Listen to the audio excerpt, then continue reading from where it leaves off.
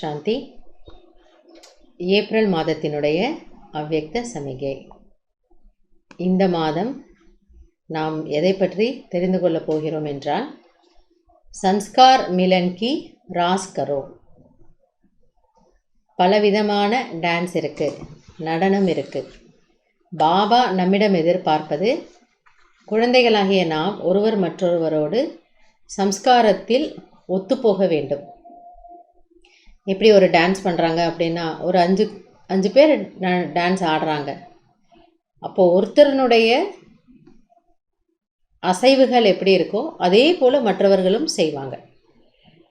அப்போ அந்த நடனம் பார்க்குறதுக்கு அழகாக இருக்கும் இல்லை? சில இடங்களில் ஒருத்தர் கொஞ்சம் ஃபாஸ்ட்டாக பண்ணிவிடுவாங்க, ஒருத்தர் கொஞ்சம் ஸ்லோவாக பண்ணுவாங்க. அப்போ நம்ம எல்லாம் என்ன சொல்லுவோம், இது என்ன, இது ஒரு டிஸ்டர்பிங்காக இருக்கும் நமக்கு பார்க்குறதுக்கு. யாரை பார்க்கணுன்னு தெரியாது. உன்னை போல் ஆடினாங்கன்னா பார்க்குறதுக்கு அழகாக இருக்கும். அதனால் பாபா நம்ம என்ன சொல்கிறாரா, நீங்களும் ஒரு டான்ஸ் பண்ணுங்கள். ஒருவர் மற்றொருவருடைய சம்ஸ்காரத்தை புரிந்து கொண்டு அனுசரித்து ஒத்துப்போக வேண்டும். அங்கே ஸ்டெப்ஸ் ஒன்றை போல் இருக்கும், இங்கே நம்ம எல்லாருடைய குணமும் ஒன்றை போல் இருக்கோ சொல்ல முடியாது. இது நியதி, இயற்கையினுடைய நியதி. ஒவ்வொரு ஆத்மாவும் தனிப்பட்ட விதமாக தான் இருப்போம். ஆனால் நாம் பல்வேறு சம்ஸ்காரங்களை உடையவர்களாக இருந்தாலும் அதை புரிந்து கொண்டு அனுசரித்து போவதில்தான் அழகு. அதுதான் பாபா சொல்கிறாரு, ராஸ், அதாவது டான்ஸ். ஸோ சத்தியுகத்தில் நீங்கள் போய் அழகான ஒரு டான்ஸ் பண்ணுவீங்க. ஆனால் அங்கே நாம் யாரோட இருக்க போகிறோம், எந்த பதவியில் வரப்போகிறோம், ராஜ்யத்தில் வருவோமா, எப்படி, இது எல்லாமே சங்கம் யுகத்தில் இந்த ஒரு விஷயத்தின் மீது யார் கவனம் கொடுக்கிறார்களோ, சம்ஸ்காரத்தில் ஒத்துப்போகிறார்களோ, அவர்களுக்கு அங்கு நல்ல ஒரு பலன் என்பது கிடைக்கும். எனவே வாருங்கள், இந்த மாதத்தினுடைய லாபத்தை நாம் எடுத்துக்கொள்ளலாம்.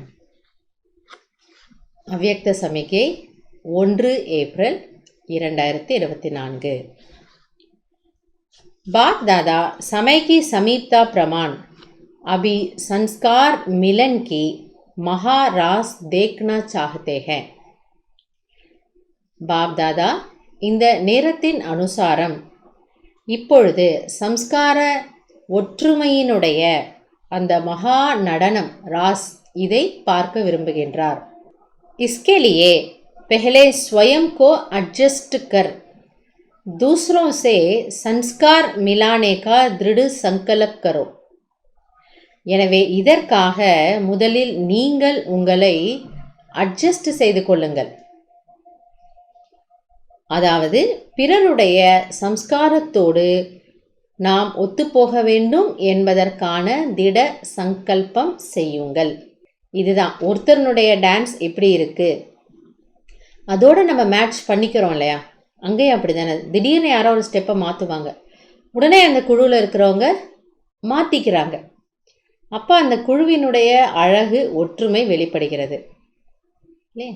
அதே போல் பாபா இங்கே நமக்கு என்ன சொல்கிறாருன்னா, நீங்கள் உங்களிடம் அந்த அட்ஜஸ்ட் செய்யக்கூடிய சக்தி, இதை கொண்டு வாங்க. அப்போ உங்களால் பிறரோடு ஒத்துப்போக முடியும். இதற்கான திட சங்கல்பம் வைக்க வேண்டும்.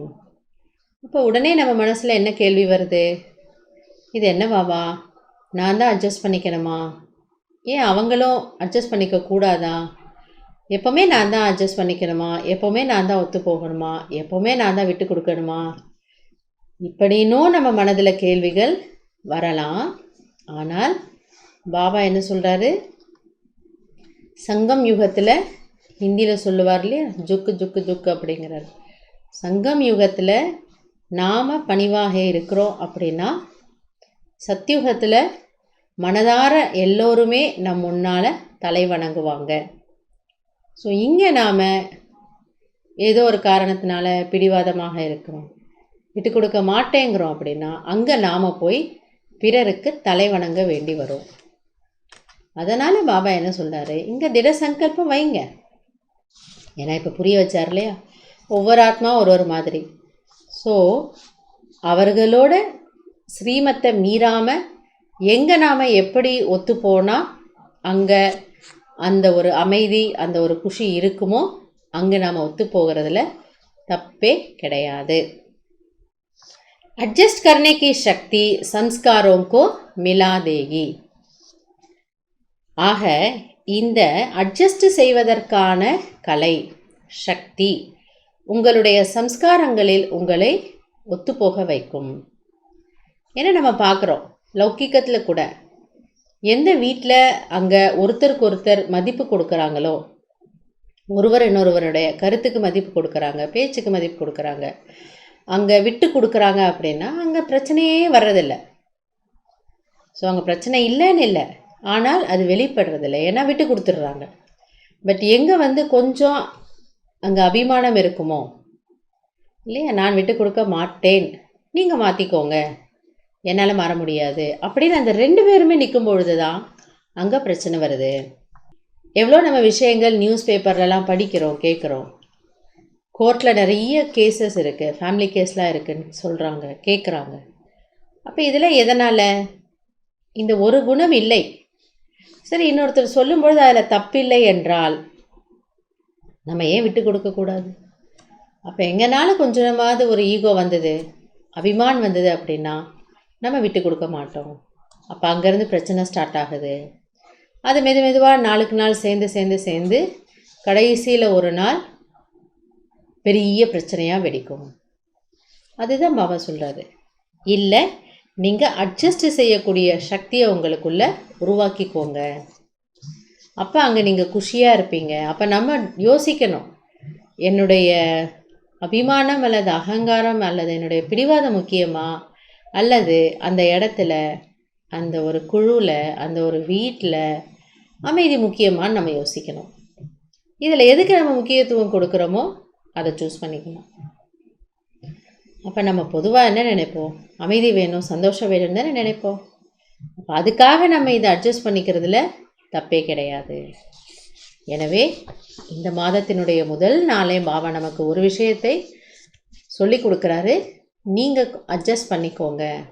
இதையும் நமக்கு சொல்கிறாரு பாபா, யார் அது போல் பொறுத்து கொள்கிறார்களோ, அட்ஜஸ்ட் பண்ணிக்கிறாங்களோ அவர்களுக்கு பரமாத்மாவினுடைய மனதின் ஆசீர்வாதம் கண்டிப்பாக இருக்குது.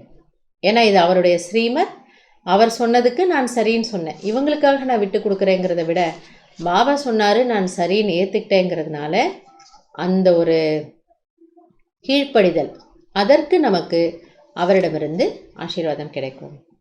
எனவே பாபாவினுடைய பரமாத்மாவினுடைய ஆசீர்வாதத்திற்கு தகுதியான ஆத்மாவாக நாம் நம்மை ஆக்கிக்கொள்ளலாம். நல்லது. ஓம் சாந்தி.